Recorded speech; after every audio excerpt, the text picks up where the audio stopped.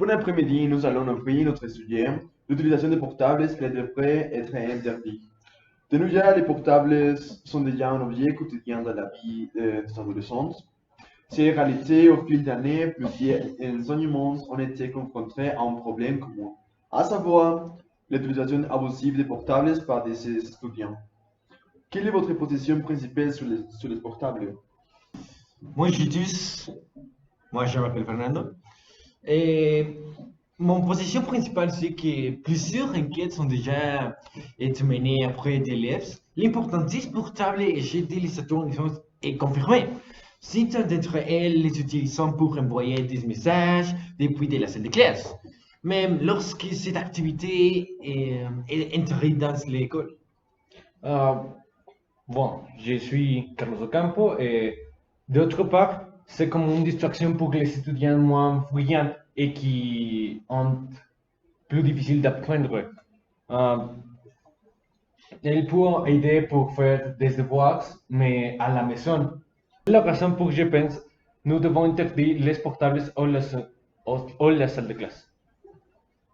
Ok, mais éliminer complètement l'utilisation des portables, ça semble être les tâches impossibles. Et ma question est la suivante. Comment les portables pouvons-ils nous apporter des avantages?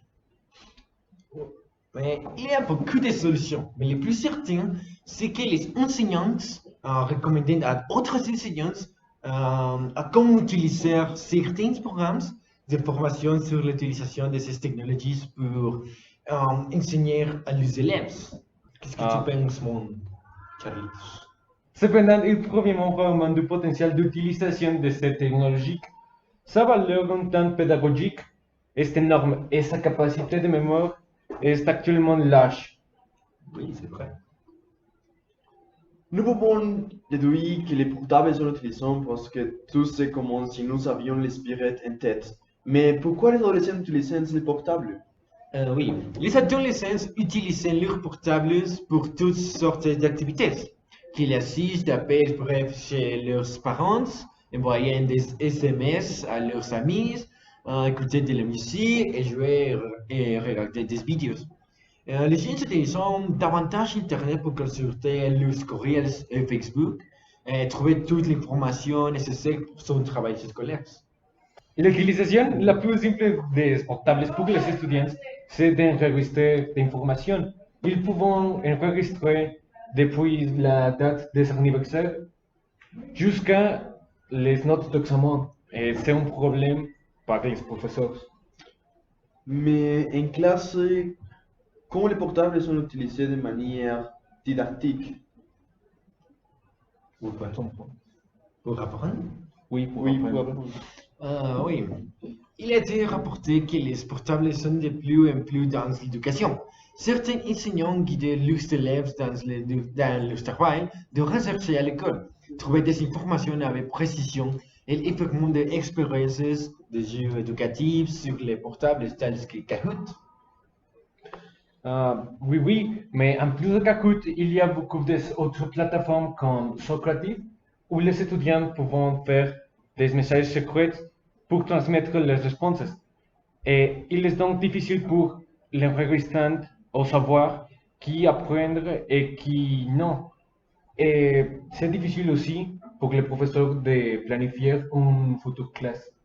Oui, j'ai compris euh, qu'est-ce que vous avez dit, mais les projets qui fonctionnaient en dehors de la classe et qui nécessitaient un dispositif électronique facilitant au retard les petites commandes.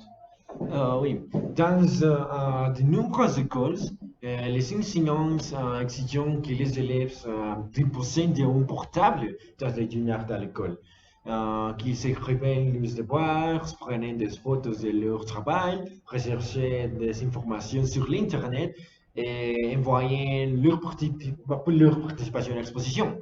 Et pensons que les étudiants n'ont pas d'ordinateur d'accès à Internet chez eux. Les portables peuvent également connecter les étudiants avec les enseignants.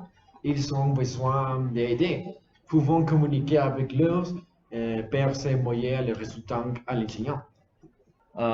Oui, oui, mais les portables peuvent offrir beaucoup de possibilités. mais également, il représente des inconvénients. Comme j'avais dit, il peut être une distraction pour les étudiants moins brillants, mais il peut être la meilleure manière d'apprendre des autres. Ils peuvent rechercher beaucoup de sujets.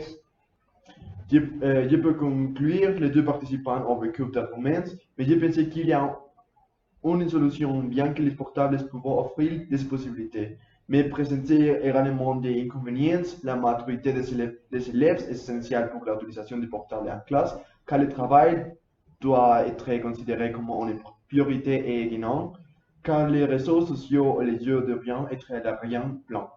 Nous ne pouvons pas retirer les portables de la vie des élèves. L'utilisation leur donner les possibilités de communiquer avec les parents, d'enquêter pour désafier leurs doutes, de rechercher Internet, etc. En conclusion, les portables apportent plus d'avantages que d'inconvénients. C'est tout pour aujourd'hui. Merci.